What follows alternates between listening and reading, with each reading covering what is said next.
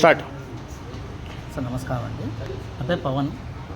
నేను కర్నూలు బార్ నుండి 2010 నుంచి ప్రాక్టీస్ చేస్తున్నాను. నేను ఈరోజు మధ్యాహ్నం 1:30 ప్రాంతంలో నేను ఈ కర్నూలులో ఫోటోన్ పోలీస్ స్టేషన్కి ఒక ముద్దాయి గురించి, ఒక గంజాయి కేసులో అనుమానితంగా ఉన్న ఒక ముద్దాయి గురించి స్టేషన్కి వెళ్ళడం జరిగింది. వెళ్ళిన తర్వాత ఫోటోన్ స్టేషన్లో ఉన్న సిఏ గారు విక్రమ్ సింహ సార్ ముందు వెళ్ళి కూర్చొని మాట్లాడేటప్పుడు సిఏ గారు ఆ ముద్దాయికి సంబంధించి ఆధారాల గురించి అడిగిన దానికి ఏదన్నా ఉంటే లంచం ఇచ్చే విధంగా ఏదన్నా ఉంటే మాట్లాడండి, లేదంటే మీరు ఎందుకు వస్తారు స్టేషన్కి, కోర్టులో చూసుకోపోండి అన్నట్టు మాట్లాడారు. మాట్లాడితే సార్ ముద్దాయి తప్పు చేసింటే ముద్దాయి మీద కేసు పెట్టండి, మేము కోర్టులో చూసుకుంటాము అంటే వీడు ఎవడు రెక్క మాట్లాడుతున్నాడని చెప్పనేసి నీకు కేకలేస్తూ లంచా కొడాక ఇరిఫుకు నా కొడాక నువ్వు ఎవడు రానికి స్టేషన్కి, నీకు ఎంత ధైర్యం ఉంటే నా ముందు వచ్చి కూర్చొని మాట్లాడతావు, నీ వల్ల నాకు ₹1 లాభం లేదు, నిన్ను చంపి పాడేస్తా, ఏం చేసుకుంటా చేసుకో అంటే సార్ నేను అడ్వకేట్స్ ఈ విధంగా మాట్లాడుతాను నాతో, అడ్వకేట్స్ అని అంటే ఇలా వచ్చా నా కొడుకు నువ్వేందా అడ్వకేట్ నువ్వు ఇంతకి అని తిడుతూ ఉంటే సార్ సర్లేదు సార్ కోర్టులో చూసుకుంటాను లేదు సార్ రిమాండ్ చేసుకొని చెప్పి లేచి వస్తూ ఉంటే షర్టు పట్టుకొని ఈడ్చుకొని లోపలికి ముఖానికి వేసి పిడిగుద్దులు గుద్దుతూ ఆయన ఒక సీఏ కాబట్టి రక్త చుక్క రాకుండా గాయం కనిపించకుండా కొట్టిన దెబ్బలకి నాకు ఇదంతా మెడ మొత్తం వాసిపోయి ఇబ్బందికరంగా ఉంది. ఇప్పుడు మాట్లాడడానికి కూడా చాలా టైం తీసుకొని ఇంజక్షన్ వేయించుకొని చేసుకొని ఇప్పుడు మాట్లాడుతున్నా.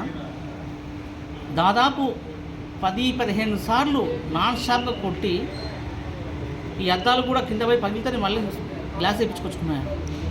ఈ విధంగా కొట్టి చేసి ఇంకొకసారి లంచా కొడక మీ అడ్వకేట్లు అంటే వాళ్ళు ఎవరైనా కానీ స్టేషన్కి వస్తే మీ అంతు చూస్తా, నేను డబ్బులు రావు మీ నుంచి, ఏమీ రావు, ముద్దాయిలు తీసుకోపోతారు మా దగ్గర నుంచి, మీరు కేసులు తీసుకొని వేలు ఫీజులు తీసుకుంటారు, మాకేమీ రావు అని చెప్పండి. కేవలం లంచం అన్న మాట కోసం చేస్తూ ఇంకొకటి దీంతోపాటు మనసులో ఏం పెట్టుకున్నానంటే ఒక కేసుకు సంబంధించి 2025లో డిసెంబర్లో ఒక కేసు కట్టినారు, భూతల కేసు. ఆ భూతల కేసు సంబంధించి అనివార్యంగా నేను బెయిల్ వేయాల్సి వచ్చింది. Crime number 389/25. దాంట్లో నేను A8 A9కి నేను యాన్సిడ్ బెయిల్ వేసాను. A8 వచ్చేసి అజ్జిబాయిన హరేంద్ర, A9 వచ్చేసి రూతుబాయి, ఆమె వచ్చేసి చిరుకులూరుపేట అడ్రస్. దానికి సంబంధించి పూర్తి అడ్రస్తో పాటు పోలీసులు పెట్టారు.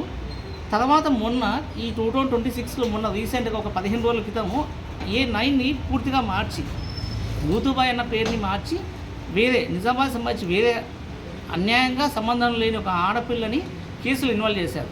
ఆ విషయానికి సంబంధించి నేను కోర్టుకు విన్నవించుకున్నాను, కోర్టుకి నా బెయిల్లో విన్నవించుకున్నా.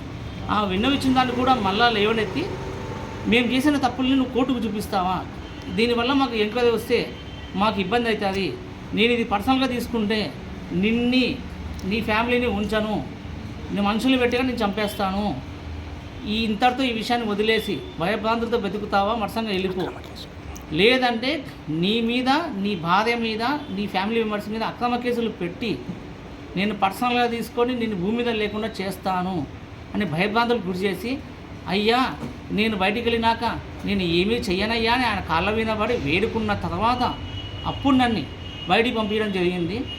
ఇది ఒక అడ్వకేట్కి జరిగిందా లేకపోతే అడ్వకేట్ సమాజానికి జరిగిందా ఒక్కసారి గుర్తించండి. నాకు జరిగిన అన్యాయానికి దయచేసి సపోర్ట్ చేస్తే రేపు పొద్దున్న మరొక అడ్వకేట్ నాలాగే అడ్వకేట్ ఒక్కొక్కదే పోతారు. ఒక్కొక్క పోయినప్పుడు పోలీసులు చేసిన అన్యాయానికి ప్రశ్నించకపోతే నాలాగే ఏమీ కాకుండా భయభ్రాంతులకు గురై ఉండాల్సి వస్తుంది. నాకు ఇప్పుడు కూడా ప్రాణహాని ఉంది, ఆయన నన్ను ఏమన్నా చేస్తాదేమో భయం ఉంది. నాకేమన్నా కానీ నా పిల్లలకు కానీ ఏదైనా జరిగితే పూర్తి బాధ్యత ఫోటోన్ సిఐ విక్రమ్ సింహ గారు, ఆ పక్కన ఉన్న క్రైమ్ పార్టీ కానిస్టేబుల్ మురళీ గారే వహిస్తారు. ఈ రోజు ఇప్పుడు నేను ఇంటికి వెళ్ళిన తర్వాత కూడా నాకు ఏం జరుగుతుందో భయంగా ఉంది, దయచేసి నాకు రక్షించండి.